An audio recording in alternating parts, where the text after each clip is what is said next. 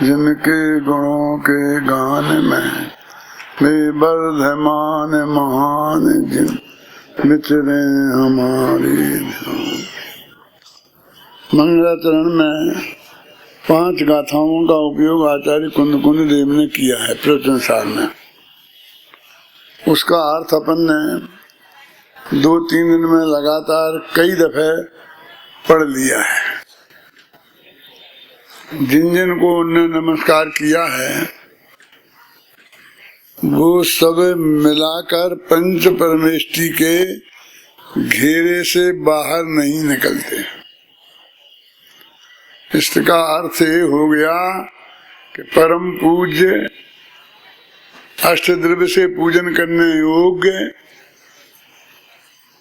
पंच परमेष्टि ही हैं।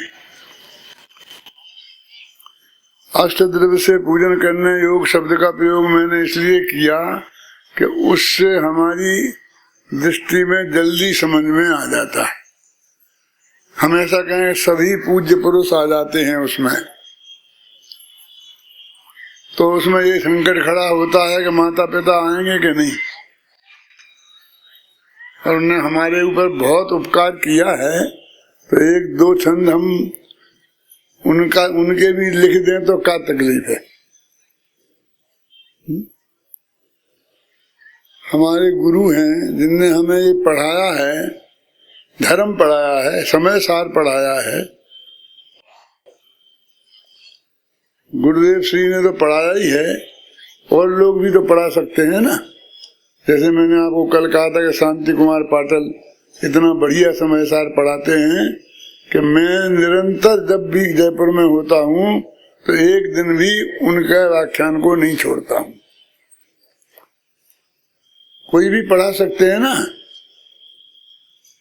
गुरुदेव बहुत महान है अपनी दृष्टि से, फिर भी जो शास्त्रीय मर्यादाएं हैं हमने जो बनाई हैं उनके हिसाब से तो एक ही मर्यादा में आते हैं ना। उसी में बुक शांति पाटिल हो, उसी में पूज्य गुरुदेव श्री। मतलब हम उसमें कैसे विभाग करेंगे। लेकिन हमारे चित्त ये कभी स्वीकार नहीं करता कि हम अपने माता पिता के लिए भी 2 छंद लिख दें उसमें मंगलाचरण में। यहाँ तक कि हमारे लोग जो अध्यात्म विद्या को पढ़ाने वाले गृहस्थ गुरु हैं, ज्ञानी धर्मात्मा सम्यक दृष्टि, उनको भी लिख दें, ये भी हमारे यहाँ मान्य नहीं है। लेकिन कोई छूट भी न जाए। अब हमारा अज्ञान इतना गहरा है कि हम कुछ ज्यादा कोई बात सुनना और समझना ही नहीं चाहते।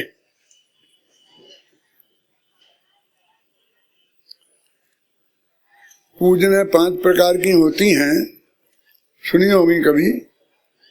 एक नित्य नियम पूजन, फिर आष्टान्निक पूजन, फिर कल्पद्रुम पूजन, फिर इंद्रध्वज पूजन, ऐसी 5 प्रकार की होती हैं। जो रोजाना करना अनिवार्य हो वो नित्य नियम पूजन, अष्टान्न का में अनिवार्य हो वो आष्टान्निक पूजन, फिर जो इंद्रियों के द्वारा की जाती हैं ध्वजा चढ़ा करके वो इंद्रध्वज पूजन, फिर चक्रवर्ती के द्वारा जो की जाती हैं वो कल्पद्रुम पूजन है ना। ये सब अकीर्तन चैत्यालय वगैरह की वंदना वगैरह की होती हैं। तो अपनी एक पूजन है जो नित्य नियम है। नित्य नियम का अर्थ क्या कि जो हमें रोजाना करना अनिवार्य है, जिनकी पूजन हमें रोजाना करना चाहिए। तो अब इसकी मर्यादा क्या बनाए, तो मर्यादा वही है पंच परमेष्टि। मैं कोई बड़ी बात कहना चाहता हूँ इस माध्यम से, माने पंच परमेष्टि से आगे बढ़कर कोई पूज्य नहीं है। ये नित्य नियम पूजन में जो जिन पूजन की हम बात कर रहे हैं, इसलिए मैंने अष्टद्रव्य से पूजन की बात करी थी कि अष्टद्रव्य से तो नहीं कह सकते, अर्घ तो चढ़ा सकते हैं, अकेले जल से तो कर सकते हैं, ऐसा तर्क मत खोजना। माने जो साक्षात धर्म के मार्ग में हम गृहस्थों के द्वारा पूज्य हैं वो पंच परमेष्टि हैं। हम तो सब पुजारी हैं। तो नित्य नियम माने क्या? तो उसमें देव शास्त्र गुरु की पूजन आती ना, नित्य नियम पूजन में एक देव शास्त्र गुरु की पूजन। तो देव में सब अरहंत तो सिद्ध आ जाते हैं, गुरु में आचार्य उपाध्याय और साधु आ जाते हैं। और अब इन दोनों की वाणी, वो जिनवाणी शास्त्र में आ जाती है, अरहंत भगवान की वाणी भी और गुरुओं की वाणी भी, आचार्यों ने भी जो लिखी है सब किताबें वे भी। तो देव शास्त्र गुरु पूजन में ये पंच परमेष्टि जितने पूज्य हैं वो सभी आ जाते हैं। कल मैंने आचार्य कुंद देव के मन के विकल्पों का जो उनके खड़े हुए थे वो आपके सामने प्रस्तुत किए थे कि फिर उनने ये सोचा, फिर उनने ये सोचा, फिर ऐसे सोचा। क्यों? जैसे मेरे से प्राइवेट में सब बता गए हूँ, मैंने अपने दिमाग से निकाल कर वो सारे प्रश्नोत्तर आपके सामने रखे थे। अब हम अपनी स्थिति पे थोड़ा विचार करते हैं कि देव शास्त्र गुरु पे आ जाना चाहिए। फिर हम कीर्तन चैत्यालयों की अर्घ्य भी चढ़ाते हैं, उनकी बात हम थोड़ी बाद में करेंगे, समझे ना। फिर जिन मंदिर को भी अर्घ्य, तीर्थ क्षेत्रों को भी देते हैं, वो सब बाद में चर्चा करेंगे। फिर लेकिन पुरुषों में, जीवों में उसके आगे नहीं बढ़ते हैं, वो सब जीव नहीं है, ख्याल में है ना। उनकी क्यों है, क्या है, कैसे है, फिर चर्चा करेंगे। अभी तो ये पंच परमेष्टि आ गए। तो अब मैं आपसे एक प्रश्न करता हूं कि हमने देव शास्त्र गुरु की पूजन कर ली। अब एक भाई के मन में विकल्प आया कि भाई सिद्धों की पूजन तो होनी चाहिए, नित्य नियम में सिद्ध की तो होनी चाहिए। तुम्हें समय नहीं है तो अर्घ चढ़ा दो, लेकिन सिद्ध पूजन तो होनी चाहिए। मैं आपसे पूछता हूं कि हमने जिस देव शास्त्र गुरु की पूजन की उसमें सिद्ध आए कि नहीं आए? तो फिर हमको ये विकल्प क्यों आता है कि सिद्धों की जरूर होनी चाहिए? है? फिर कहते कि नहीं, विद्यमान 20 तीर्थंकरों की तो होनी चाहिए। ये तो विद्यमान है। कुंद ने भी विद्यमान को स्पेशल से लिया है, क्यों? और श्रीमंदिर स्वामी तो विशेष ही है उनमें। अब विशेष कैसे हैं? जब 20 ही के 20 विद्यमान हैं, और जम्मू द्वीप के 4 जो विधेय हैं उनमें 4, तो कोई दूरी और पास की भी कोई बात नहीं है। बस हमने एक श्रीमंदिर स्वामी का नाम पकड़ लिया है, पहला नाम, क्यों? सुबह वहां देंगे श्रीमंदिर स्वामी की प्रतिमा होना चाहिए। नहीं, चलो इकट्ठी कर लो 20 तीर्थंकर। लेकिन मैं पूछता हूँ, ये 20 तीर्थंकर अरहंत परमेष्टि हैं कि नहीं? तो ये पंच परमेष्टि में आए कि नहीं आए? देव शास्त्र गुरु में आए कि नहीं आए?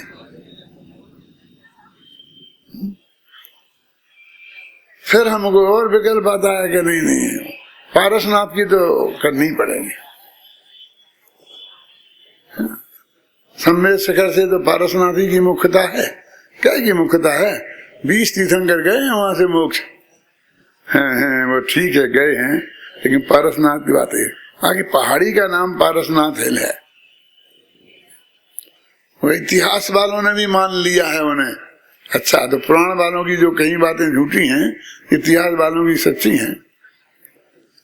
फिर किसी ना किसी तरह से पारसनाथ का नंबर लगता है तो गुजराती लोग चिल्लाने लगते हैं, अच्छा तुमने अपने पारसनाथ बनारस वाले, यूपी वाले तो रख लिए, हमारे गुजराती भगवान छोड़ दिए। कौन था गुजराती भगवान? कौन है मालूम? नहीं मालूम, सबको कैसे नहीं होगा मालूम। गिरनार से मोक्ष गए, क्यों?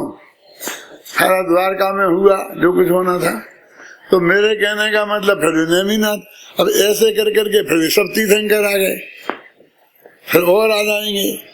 तो इस तरह से हम देव में नहीं समझे। यदि हमारी समझ में आ गया होता कि देव का खाता कितना लंबा चौड़ा है, उसमें कौन कौन आ गए हमने पूजा किए हैं, तो हमको ये विकल्प नहीं सताते और हमारी ये लंबी लंबी लाइन नहीं बढ़ती। रोजाना जो ये आचार्यों ने कहा कि आध घंटा पूजा कर लो और आधी घंटा स्वाध्याय कर लो, 1.5 घंटा निकालते हो तो धीरे धीरे वो पूजा ही बढ़ती जाती और वो स्वाध्याय को समय ही नहीं बचता। फिर उसके बाद हम आगे देखते हैं तो शास्त्र में, इनमें, उनमें, क्षेत्रों में, जगहों में ऐसे बढ़ाते बढ़ाते हम बहुत लंबी लाइन खड़ी कर देते हैं। और हमारे इस अज्ञान की का प्रमाण मैं आपके सामने पेश करना चाहता हूँ। युगल जी साहब ने जो देवशास्त्र गुरु की पूजन बनाई थी, उसके 6 महीने बाद मैंने भी बनाई और लोगों ने भी बनाई। एक हमारे ही मित्र साथी, हम एक साथ स्वाध्याय करने वाले ब्रह्मचारी सच्चिदानंद जी थे, सरोज के थे, बिरसा के पास ही सरोज है ना। तो वो बोले कि मैं तुम दोनों को फेल ना कर दूं तो मेरा नाम नहीं। मेरी उनसे बात हुई, हमारा ऐसा खाता चलता था। यद्यपि उनकी उम्र मेरे दादाजी की उम्र के बराबर थी, लेकिन तत्व चर्चा में साथ रहते थे ना। मैं 19-20 वर्ष का था और वे थे 60-70 वर्ष के, और भी ज्यादा होंगे। क्या भैया, कैसे हमें क्या फेल कर दोगे तुम?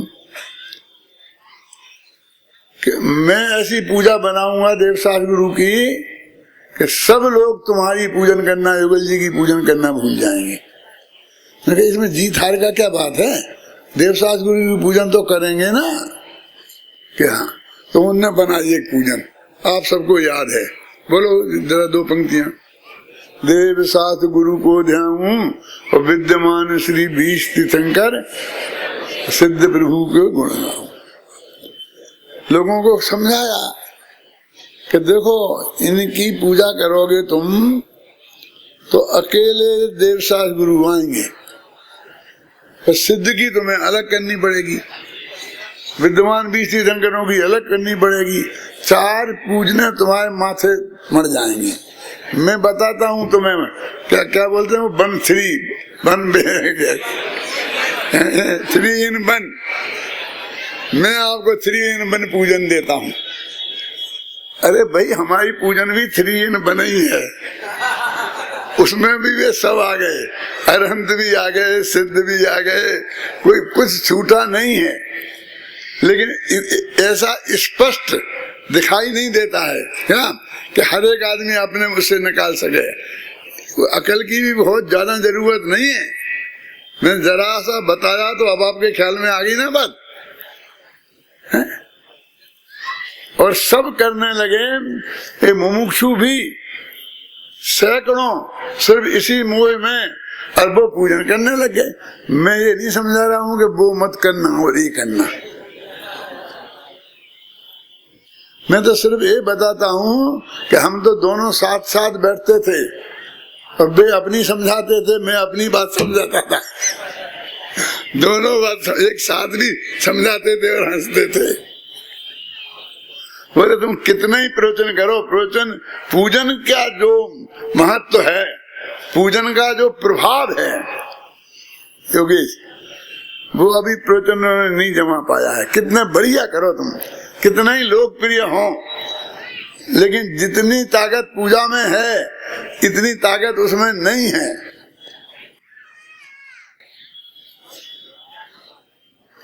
हम कहेंगे एक पूजन करनी है, खड़े होके कौन करेगा? 1 लाख 1 रुपया। तुम बोलो बड़ो बड़ो बड़ो, तो 5-10 लाख रुपया एक पूजन करने के लिए दे देंगे, बोली लग जाएगी। श्वेतांबर में तो और गजब है, वहां तो एक पूजा में भी जल पूजा, चंदन पूजा ऐसे होता है कि जल पूजा की बोली। बस तुम्हें अकेला पानी चढ़ाने को मिलेगा, चंदन चढ़ाने को मिलेगा, और उनकी करोड़ों में जाती है। मैंने दोनों देखी है ना अपने आंखों से। और तुम जरा बोलो कि मेरे प्रवचन में जो आगे की लाइन में बैठेगा उसके 5 रुपया तुम्हें नहीं देना है, मैं दूंगा तुम्हें।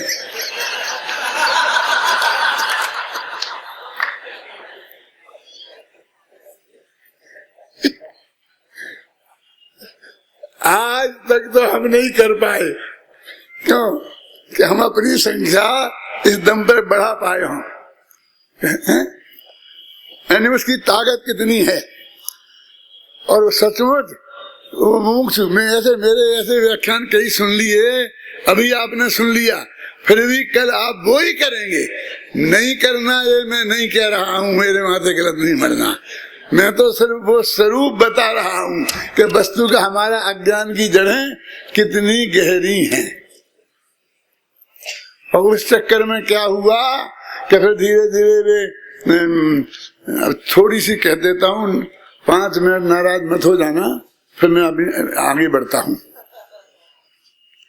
फिर भगवान बड़े, एक दिन अपना कौन भगवान महावीर, मैंने अपने जो भगवान क्या बोलूं, पहले वो अरहंत परमेष्ठी, पहले अरहंत परमेष्ठी, फिर नव देवता करना हमको, तो फिर दूसरी उनकी मूर्ति।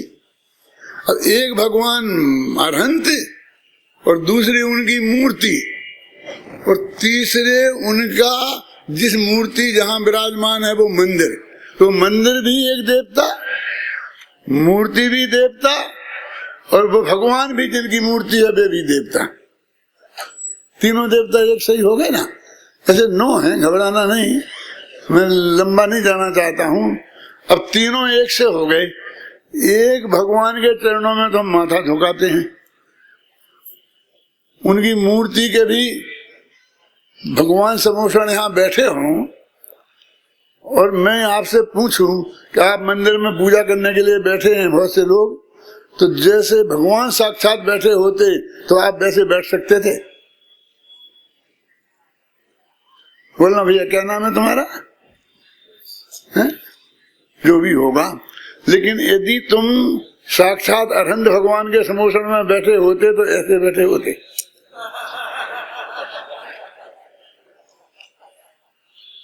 मैं तो सिर्फ इतना बताना चाहता हूँ कि हमारे में फर्क है। बात तो वो ही कह रहा हूँ मैं भी, मैं ऐसा कह के मैं भगवान हूँ ऐसा नहीं कहना चाहता हूँ।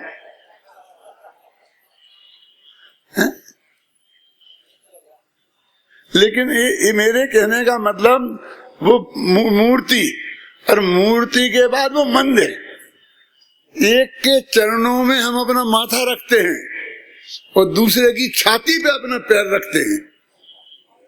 मंदिर में जाते हो ना, प्रवेश करते हो कि नहीं, तो गर्भगृह में जाते हो तो अपने पैर रखते हो, भले ही धो के अच्छी तरह से साफ करके, लेकिन रखते तो हो ना। कैसे दो देवता कैसे हो गए जी? क्या करें, हिंदुओं के 9 देवता होते थे, वे बहुत काम करते थे, 7 ग्रह को निपटा देते थे, और अगल बगल के 2 और विज्ञान ने निकाल दिए, नेपेचू क्या है, वे तो है ना, राहु केतु वगैरह तो पहले हैं, सूर्य चंद्र वगैरह, और उन्हें और निकाल दिए, तो वो काम निपटा देते थे। अपने पंच परमेष्ठी जरा कम पड़ जाते थे, इसलिए अपन को भी 9 की संख्या तो पूरी करनी थी। नव ग्रह तो हम कह नहीं सकते थे, तो हमने नव देव हमें कहना जरूरी था। अब देवों की गिनती गिनानी थी, और इससे मजा पंच परमेष्ठी से आगे निकलना नहीं था। तो हमने फिर मूर्ति, फिर जिन मंदिर, जिन वाणी, मैंने अजीब वो जीव के साथ अजीब उन्हीं के नाम पर लगा लगा करके, और हमने आगे 9 संख्या पूरी कर ही दी। मेरे कहने का मतलब ये है कि हमारा पूजा पाठ संबंधी बिल्कुल सरल चीजें हैं, उनके संबंध में भी हमारा विवेक काम नहीं करता, हम उसके अर्थ पे गंभीरता से विचार नहीं करते, है ना। तो ये जो पंच परमेष्ठी पे जो उन्होंने नमस्कार किया, तो 5 गाथाएं लिखी कि लौट फिर करके वो पंच परमेष्ठी के बाहर नहीं निकले। इतनी बात मुझे पुरानी उन 5 गाथाओं के बारे में कहनी थी। अब आगे बढ़ते हैं। अंत में जो 5वीं गाथा थी तो उनने कह दिया कि मैं इन सबको नमस्कार करके पृथक पृथक अलग अलग अकेले में एक एक करके नाम लेके सब तरह से मैं करने के बाद अब मैं अपने आश्रम में जाता हूँ और साम्य भाव को प्राप्त करता हूँ। माने अब ये विकल्प के जाल में उलझ रहा था, ये साम्य भाव नहीं था। नहीं तो ये कहने का क्या मतलब, अब मैं साम्य भाव को प्राप्त होता हूँ। अरे तुम सब तीर्थंकरों की स्तुति कर रहे थे तो साम्य भाव को ही तो प्राप्त थे कि नहीं। मैं समझता हूँ शुभ भाव था, वो साम्य भाव शुभ भाव नहीं है। वो क्या है, वो अपना आगे आगे वहां तरफ बढ़ेंगे अब आगे। और आश्रम में जाता हूँ, घर को छोड़ता हूँ। कौन आश्रम कौन सा है, तो फिर लोग ये ना समझ लें, क्योंकि लोगों की समझदारी की बात समझ में आ गई थी ना कि वो कुंद कुंद का आश्रम कौन सा है जिसमें वो गए थे, हमें बताओ। कि नहीं है, कहाँ था, कोन्नूर हिल में था। कोई बात नहीं है, अभी नहीं है, मिट मिटा गया है, काल सबको खा जाता है। तुम कहो मैं जैसा आश्रम बनवा दूं, एकदम अटैच लेटरिन बाथरूम के 108 रूम बनवा, घबराना नहीं। मैं किसी की कोई बात नहीं करता हूँ। कुंद कुंद के आश्रम की कल्पना यदि वो अपनी स्पष्ट नहीं करें तो न मालूम तुम कैसी कैसी कल्पना कर लो कि उसका पता ही नहीं। इसके नीचे एक मंदिर फिर इतने से उसके दूसरा, उसको नीचे तीसरा ऐसा इधर इधर कहाँ से निकालते हैं। कभी कभी तो मैं अपने पंडितों से कहता हूँ, विद्यार्थियों से, कि भैया तुम त्रिकाली ध्रुव पर में तुम्हारा प्रवेश कराया था, वहां समझाते समझाते और तुम ये कहाँ भटक गए हैं। त्रिकाली ध्रुव में रहो, उसकी बात करो, उसी महिमा समझो। तो उन्होंने बता दी कि वो आश्रम सम्मा दर्शन ज्ञान चारित्र का बना हुआ है ना। मैं उस आश्रम में जाता हूँ और साम्य भाव को प्राप्त होता हूँ। ये सबसे बढ़िया चीज होगी कि हाँ बिल्कुल सबसे बढ़िया चीज है कि जो मैंने अभी तक की उस सब को छोड़ के अब मैं साम्य भाव में जाता हूँ। तो उन्होंने कहा तो हमें तो अब यही समझा दो कि साम्य भाव क्या है। पढ़ो 6वीं गाथा। संपद्यति निर्वाणम देवासुर मनोयराय बिबेहिम जीवस्य चरित्रादो दंशन राण पहाड़ो। ये गाथा और पढ़ लो साथ में, सुविधा रहेगी।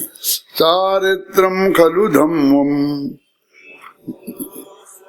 मोतिने दिठो हो अखो हीणम प्रणामो अप्रणो हुसमो।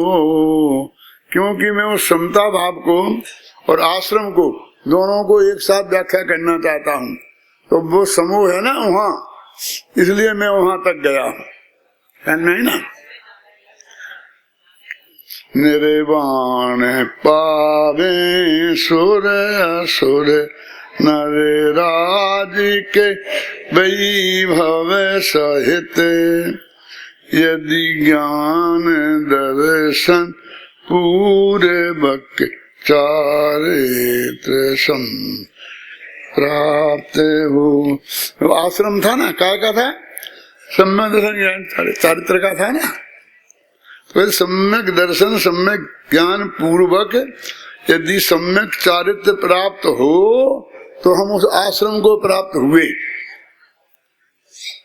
और फिर आगे कहेंगे मैं साम्य भाव को पाऊं। उस गाथा की अपन आगे चर्चा करेंगे। अब ये निर्वाण पावे सुर असुर नर राज के वैभव सहित, कि ये जीव जो आश्रम में आएंगे और साम्य भाव को प्राप्त होंगे वे मोक्ष पाएंगे। और साथ में सूर्य, असुर और नरराज का वैभव भी पाएंगे। माने चक्रवर्ती का वैभव, असुर का वैभव और सुर माने चक्र इंद्र और असुरेंद्र, इन सब के वैभव, 100 इंद्रों के वैभव पाएंगे और अंत में निर्वाण जाएंगे। तो ये बात तो नहीं समझ में आई कि बहुत ऊंची ऊंची बात करने वाले थे। अब उसी से तो मोक्ष पाएंगे और उसी से चक्रवर्ती बनेंगे और उसी से सौधर्मेंद्र बनेंगे और उसी से असुरनाथ भी बनेंगे। असुरनाथ समझ में आ गए ना, कल परसों बताए थे ना। क्यों? अभी अपन ने समझाते समझाते कि 16 इंद्र की बोली लगाते ना, तो इंद्र फिर एक चक्रवर्ती की लगा देते। अब आजकल लगने लग गए राजा के नाम चक्रवर्ती की लगा दें, तो फिर असुरेंद्र की भी लगा दें। तो ऐसा हो जाएगा इंद्र से ज्यादा असुरेंद्र की चली जाए बोली। क्या? अरे भैया, वहां मर के सम्यक दृष्टि नहीं जाते, वो ऐसी जगह है। तो उनका नाम यहाँ काय को रख दिया, इसलिए रख दिया कि हमें 100 इंद्र पूरे करने थे, कि उनको 100 इंद्र नमस्कार करें तो त्रिलोक पूज्य कहलाएं वे। यदि हमारा कोई देश का प्रधानमंत्री बनेगा जैनी में से, तो वो अकेले जैनियों का प्रधानमंत्री बनेगा, जैनियों के देश का, कि हमारे 1.25 करोड़ जो 1.25 अरब जनता है उनका प्रधानमंत्री बनेगा। सभी का बनेगा तो सभी को मान्य होना चाहिए ना। तो अब वो यहाँ कह रहे हैं कि निर्माण पावे और इनके वैभव के साथ। अब एक बात जरा रतनजन सबकाचार आप लोगों ने पढ़ा होगा, तो उसमें 5-7 छंद ऐसे आते हैं कि सम्यक दृष्टि जीव मर के कहा नहीं जाता, ये तो आपको याद होगा। नारक त्रिंजत्वानी आता ना, सम्यक दृष्टि जीव मर के नहीं जाता।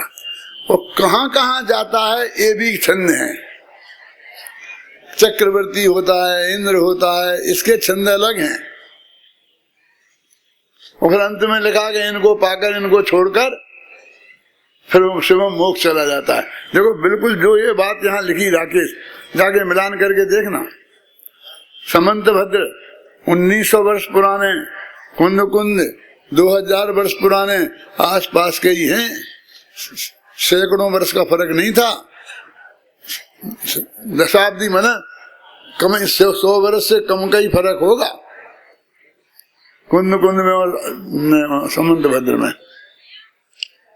वो समंत भद्र ने भी वही बातें लिखी, यहाँ जाते हैं और यहाँ नहीं जाते हैं। तो सम्मत दर्शन ज्ञान चाहते से सीधे मोक्ष जाते हैं, ये तो चक्कर चल रहा था, बन रहा था। अब हम तुम्हारे अध्यात्म की सभा में आकर के वे चक्रवर्ती होते हैं, वे ये होते हैं, अब ये नई बीमारी और लगाएं। तो इसमें लिखा है, आप पढ़ोगे तो सब मिलेगा, इसमें भी मिलेगा, इसमें भी मिलेगा। लेकिन मैं अभी एक बात को पढ़ के सुनाऊंगा तो मुझे मजा नहीं आता, आपको आता कि नहीं आता, इसलिए मैं याद कर लेता हूँ और वो सुनाता रहता हूँ। बजती सी बात है, बात सब इसमें लिखी है कि ये चक्रवर्ती होते, ये होते, ये क्यों लिखा?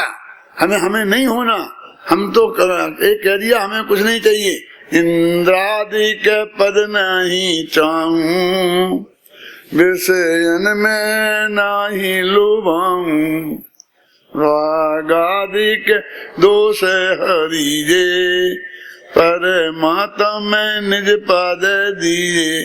क्लियर लिख दिया हमने, हमें नहीं चाहिए। फिर देखते हम क्या करें, मिलता है तो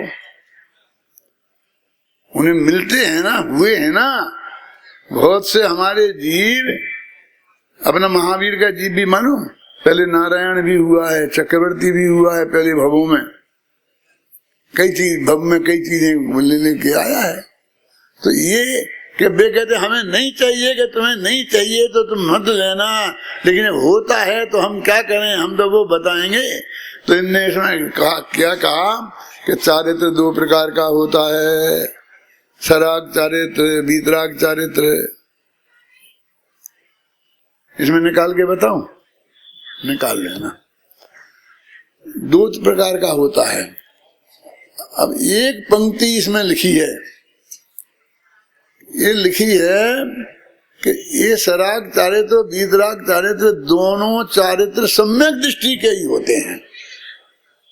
ऐसा मत लगा लेना सराग चारित्र मिथ्या दृष्टि के होता हो और वीतराग चारित्र सम्यक दृष्टि के होता हो। ये बात ख्याल में थी, इसलिए ये बात कर रहे हैं हम कि वो मिथ्या दृष्टि होता तो भवनेत्र के ऊपर जाता नहीं, इन पदों में जाता है। अब वो जो सम्यक दर्शन उसके है,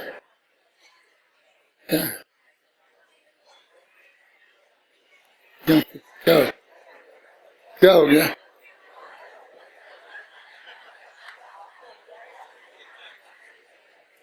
देखो पुद्गल की महिमा।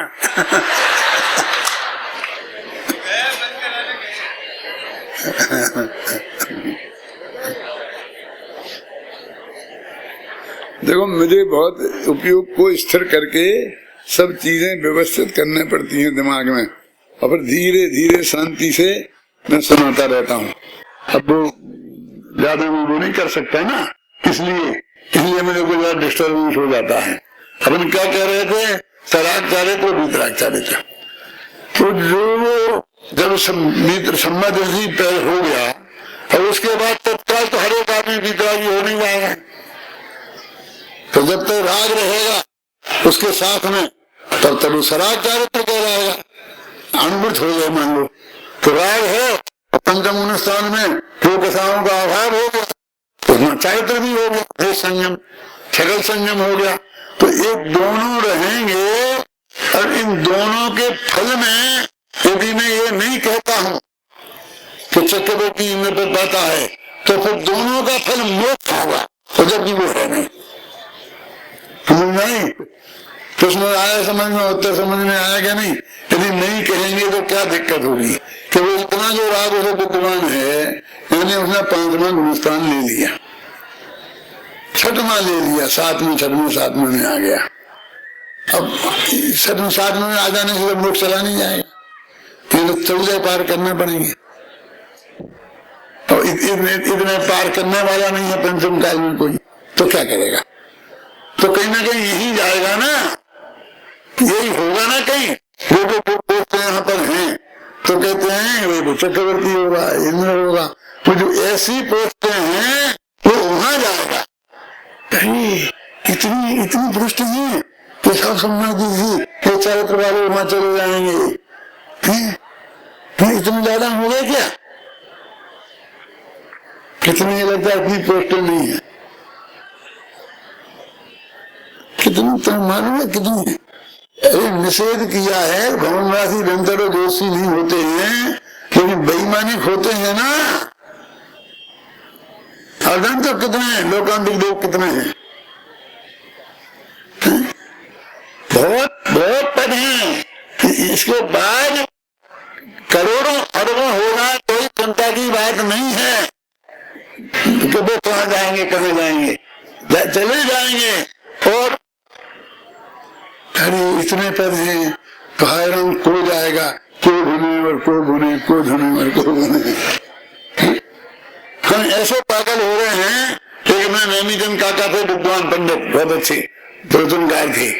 तो वो सुनाया करते थे कि एक रुई की धुनने वाला था, तो दिन में वो एक 2 रजाई धुनता था, 2 किलो रुई धुनता था, तो उसके हाथों में बहुत दर्द होने लगता था। तो रात भर पत्नियों से दबावाता था और दिन भर बेचारा दुनिया ही धुनता था। एक बार वो बम्बई गया तो वहां रुई के बहुत ढेर लगे देखे। इतनी रुई, को बुने और को बुने, इतनी रुई अब कौन बुनेगा? वो तो समझता था मेरे सामने इतनी रखी, ये खत्म हो जाएगी, शाम को मेरी छुट्टी हो जाएगी। अब वही इतनी हुई, वो तो खत्म होने वाली है नहीं, तो धुनते ही रहना पड़ेगा। तो मेरे तो हाथों में दर्द होता है, मैं कैसे धुनूंगा? तो धीरे धीरे वो पागल हो गया। और ये की बात है, कोई धुने और कोई बुने, कोई धुने और कोई बुने, कौन धुनेगा और कौन बुनेगा इसको? बहुत इलाज कराया, ठीक नहीं हुआ। किसी मनोवैज्ञानिक डॉक्टर के पास गया तो उसने पूछा कहाँ क्या हुआ था, तो उसने बता दिया।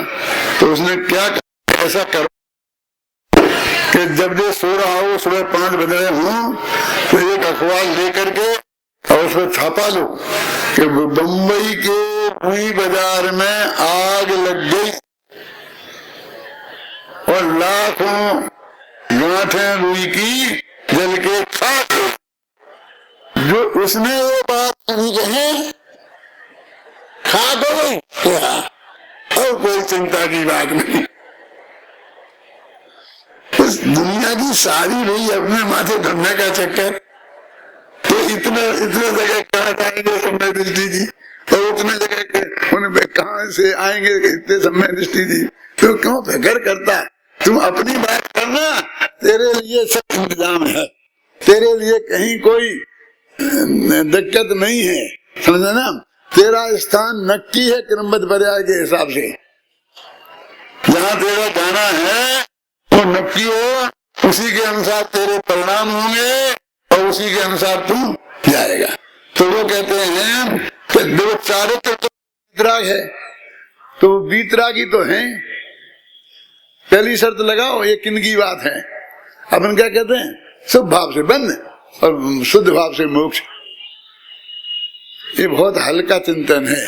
हल्का है कि हाँ, क्योंकि एकदम एक गड्ढे में डाला, एक को एकदम ऊपर पहुंचा दिया, क्योंकि ऐसा नहीं है।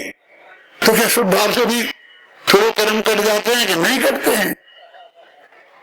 तो फिर क्या चक्कर है कि ये उनके शुभ भाव की बात है जिनके परिणति वीतराग है। दो चीजें होती हैं मोक्ष के साधन में, शुद्ध परिणति और शुद्ध उपयोग। शुभ परिणति और शुभ उपयोग, अशुभ परिणति और अशुभ उपयोग। भारत जी का भजन है ना, परिणति सब जीवन की तीन भांत वर्णी, एक पुण्य एक पाप एक राग हरणी, है ना? जावत शुद्धोपयोग न पावत ना ही मनोग, तावत ही करण योग कही पुण्य करनी, है भजन है ऐसा। अभी क्या बात चल रही है कि वो ये कह रहे हैं कि उपयोग सम्मा दर्शन हो गया, अनंतानंद जी के साथ चली गई, एक चौकड़ी चली गई, मिथ्या तो चला गया, उससे तो निर्मलता चारित्र गुण में प्रकट हुई, वो आ गई, श्रद्धा गुण निर्मल हो गया, ज्ञान गुण निर्मल हो गया। अब वो जीव दो में से एक में रहेगा, या तो शुद्ध में रहेगा, शुद्धोपयोग में रहेगा, या शुभोपयोग में रहेगा। कौन सा जीव? जाके बोलो। जो परिणति जिसकी शुद्ध है, तो वो जब वो शुभोपयोग में है तो मोक्ष मार्ग से गिर गया। जब मुनिराज छठ में 7 में से 6 में आ गए तो गिर गए। हाँ जी, मेरी बात समझ में आ रही ना आपकी? कुछ नई बात कह रहा हूं मैं? हाँ? अरे भाई, असली मुक्ति का मार्ग तो वो परिणति है। यहाँ पर इतने आदमी बैठे, अब एक आदमी की पास में करोड़ रुपए हैं, तो वो करोड़पति है, तो एक आदमी को करोड़ों की कमाई है और करोड़ों का कर्जा है, वो करोड़पति है। कौन है? वो करोड़ों का मालिक नहीं है, समझे ना? बैंक से करोड़ों रुपया ले हैं, वे सारे जो मकान बना दिए ना, कल कारखाने, वे सब गिरवी रखे हैं और उनका ब्याज है, किस्तें चुकती हैं और करोड़ों की इनकम है। लेकिन वैसे ही खर्चे, ऐसे सुबह शाम तक खर्च हो जाते हैं, और एक के पास नगद बिल्कुल करोड़ रुपए हैं।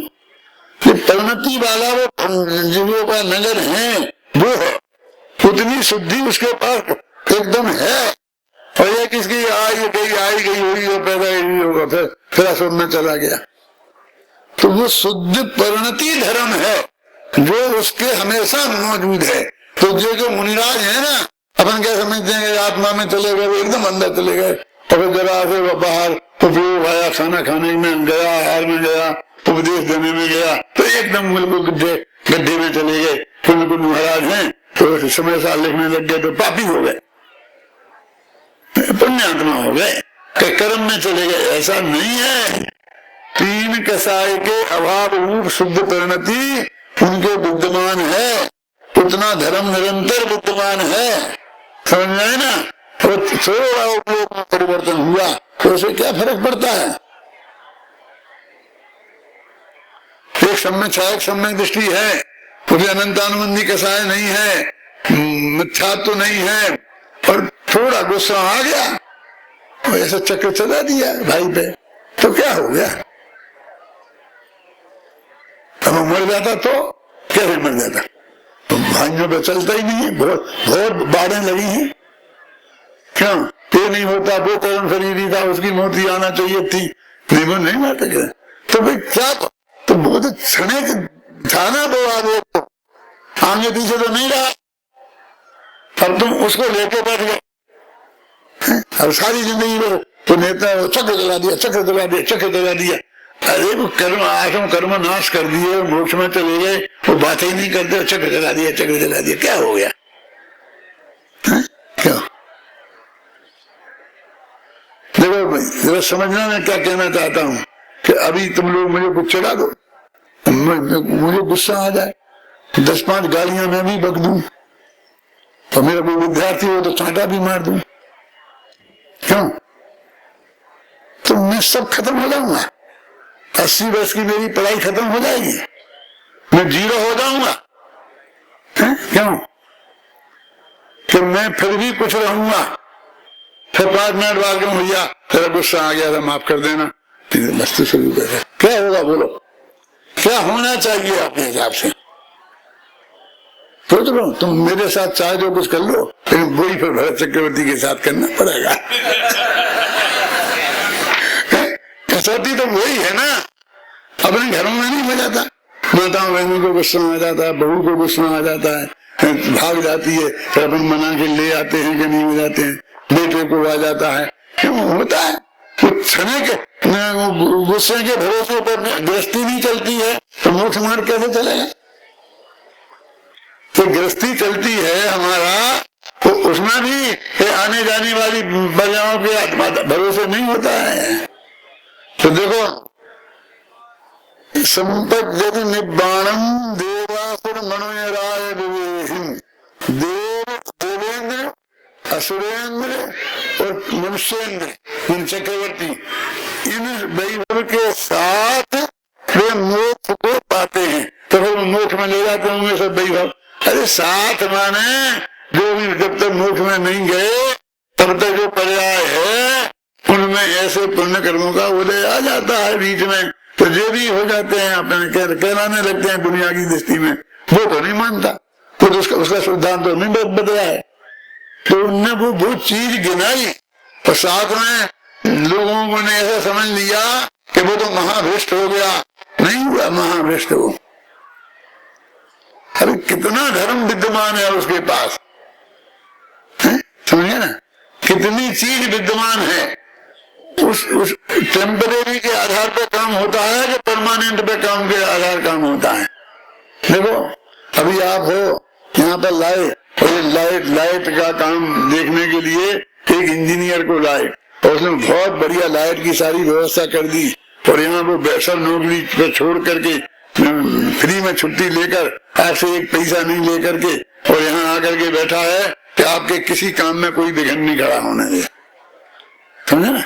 ऐसा उसने अनंत उपकार अपन लोगों पर किया है। अब कोई उसे ज्यादा छेड़खानी करे और डांटने लग जाए तो उसे गुस्सा आ जाए, थोड़ा वो भी भनक जाए, वो सम्य दृष्टि तो है नहीं, वो भी भनक सकता है, और सम्य दृष्टि हो तो वो भी भनक सकता है। सम्य दृष्टि क्या कम भनकते हैं, घबराना नहीं, कोई वर्तमान के सम्य दृष्टि पर नहीं कह रहा हूं मैं तो शास्त्र में से निकाल के बता सकता हूँ, भरत जैसे कि कितने भनक सकते हैं। तो आप सब उसको इंजीनियर को भगा दोगे, मैं आपको पूछता हूँ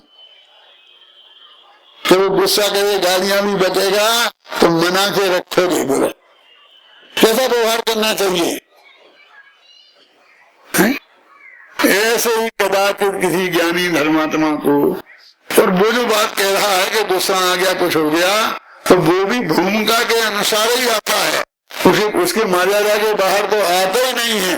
तो शास्त्र में लिखा है और उसके उदाहरण भी हैं कि ऐसा आ गया था, तो भी उनके साथ हमारी कैसी श्रद्धा, कैसा भाव होना चाहिए, कैसा समर्पण होना चाहिए, तब हमें जाकर के उनका असली लाभ हमें प्राप्त होगा। ये सोचो, है ना।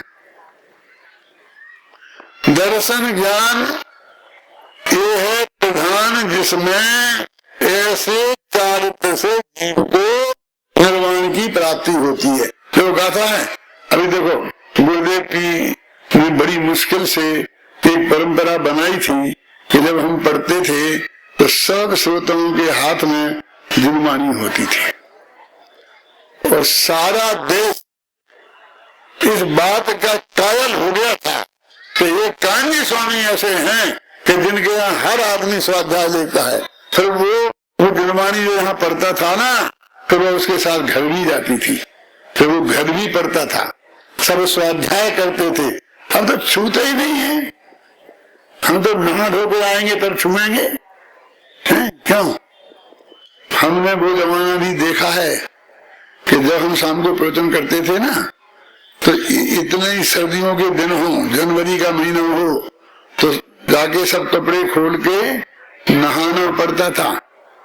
और जैसे पूजा के लिए धोती दुपट्टा पहनते हैं ना, ऐसे धोती दुपट्टा ओढ़ना पड़ता था। तो बनियान भी नहीं पहन सकते थे। आज तो आप बढ़िया बढ़िया बनियान लाके 3-3 बार पहन लेते हो, यहाँ प्रपंच करने पूजा करते हो। तो उसको लेकर के और एक चदरा ऐसा लगा करके और हस्त के साथ पढ़ना पड़ता था प्रवचन करने के लिए। ऐसा महीनों हमने किया है। पता लगाना हो तो आगे लगा लेना। बबीना में सन कौन सा 57 में कि हमने एक किया, नियम था, हसल के हिसाब से स्वाध्याय करना पड़ेगा। अच्छी जगह नहीं है ना, अरे वहीं हमें कहना पड़ेगा।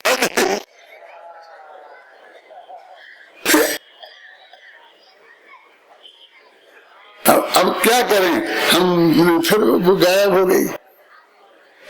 उसको कायम रखना कितना कठिन काम है। हमारे सारे पंडित उपदेश दें तो भी कायम रखना बहुत कठिन है राजन भैया। पर हम यदि उसके विरुद्ध थोड़ा भी मसाला इसको देने फिर तो क्या पूछना, वो क्या कहते हैं ना, वो कौन सी चोरी, क्या चोरी, गुरुवेद और नीम चोरी है, गुरुवेद है, गुरुवेद जो भी वो समझ लेना। जो मैं कह रहा हूँ कि ये लाना, एक एक पंक्ति निकाल के गुरुदेव बताते थे ना, अब हमको बताने को है ही नहीं। बढ़िया, अभी करना ही नहीं पड़ेगा हमें। देखो, निर्वाण पावे सुर असुर, नर राज के वैभव सहित, यदि ज्ञान दर्शन पूर्वक चारित्र सम्यक प्राप्त हो। ज्ञान दर्शन पूर्वक सम्यक चारित्र प्राप्त हो। अरे ज्ञान सम्यक चारित्र तो ज्ञान दर्शन पूर्वक ही होता है। यदि काय को लगा रहे, यदि लगा के तुमने शंका और पैदा कर दे कि क्या सम्यक चारित्र ऐसा भी होता होगा, तो सम्यक ज्ञान के बिना हो जाता होगा। चारित्र तो सम्यक दर्शन ज्ञान पूर्वक ही होता है।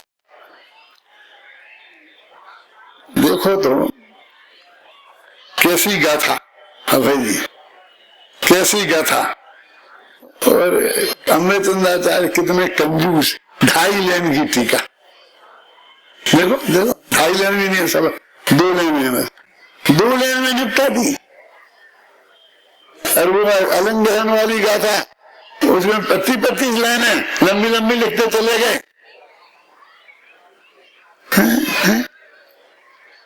कितना माल है, कितना माल है। देखो, इस जीव को दर्शन ज्ञान प्रधान चारित्र से देवेंद्र असुरेंद्र और नरेंद्रों के उपभोग के साथ निर्वाण की प्राप्ति होती है। तत्व दीपिका में 4 लेंगे। दर्शन ज्ञान प्रधान चारित्र से यदि चारित्र वितराग चारित्र हो तो मोक्ष प्राप्त होता है, और यदि वह स्वरूप चारित्र हो तो देवेंद्र असुरेंद्र नरेंद्र। अब देखो सुनो कि वैभव क्लेश रूप बंध की प्राप्ति होती है। कुछ नहीं आया समझ में, किताब हाथ में होती तो आता। तो क्या अंतर, क्या कह रहे, ऊपर में कुंभकर्ण ने क्या कहा था कि उसे चक्रवर्ती का वैभव मिलता, इंद्र का मिलता, सुरेंद्र का मिलता, और ये अमृत में क्या करते हैं, इनका वैभव मिलता है, लेकिन कैसा, क्लेश रूप, वैभव रूपी क्लेश मिलता है। उसका विशेषण क्लेश लगा दिया, मजा आ जाता है नहीं, वैभव रूपी भयंकर दुख मिलता है। संस्कृत में है, देखो, विभव क्लेश रूपो बंधा, उनको बर्दाश्त नहीं हुई कि कुंभ ने इतना थोड़ा सा अच्छा शब्द उनके लिए लिख दिया औपचारिकता में, तो वो कहते कि नहीं नहीं नहीं नहीं, तो वैभव है, वैभव नहीं, क्लेश रूप वैभव है, भयंकर तकलीफ रूप वैभव है, बंध की प्राप्ति होती है। अब यही नहीं छोड़ा, इसलिए मुमुक्षुओं को इष्ट फल वाला होने से वीतराग चारित्र ग्रहण करने योग्य है, उपादेय है, और अनिष्ट फल वाला होने से त्याग चारित्र त्यागने योग्य है। और यही है वो त्यागने योग्य है, ये कहने के लिए उसे चारित्र कहा।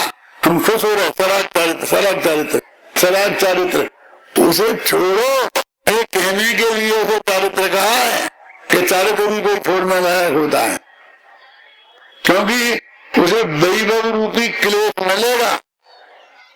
कैसे से मिलेगा तो हाँ मिलेगा, तो मिलेगा चक्रवर्ती, तो हाँ चक्रवर्ती भी मिलेगा,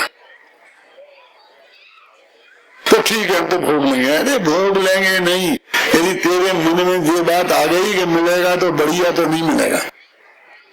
कि तुम पंडित लोग ऐसे बदल जाते हो, अभी कही थी मिलेगा, कौन सा सबके सामने कही थी ना, अभी स्पीकर में लिखा होगा, और अभी आप बदल गए, तेरे बदले नहीं है। यदि तुम ऐसा मान के प्रसन्न होगे तो नहीं मिलेगा, जो उसे ये मानेगा उसे मिलेगा, जो नहीं चाहेगा उसे मिलेगा, और जो चाहेगा उसे नहीं मिलेगा। ऐसी बात है क्या?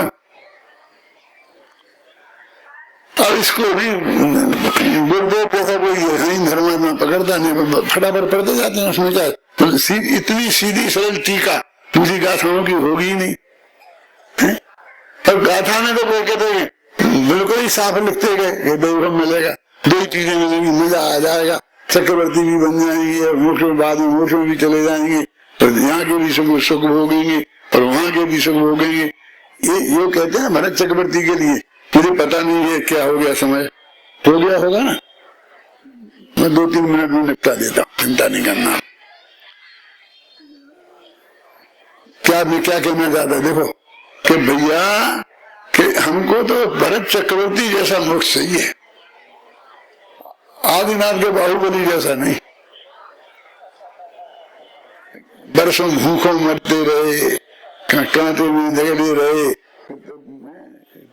सांपों ने बानी बना ली, अंतिम समय तक दुनिया का सुख भोगा, चक्रवर्तित्व का सुख भोगा, और अंतिम समय में, कम से कम समय में, अंतिम रूप में जाकर यहाँ से बाहर मोक्ष रहेगा।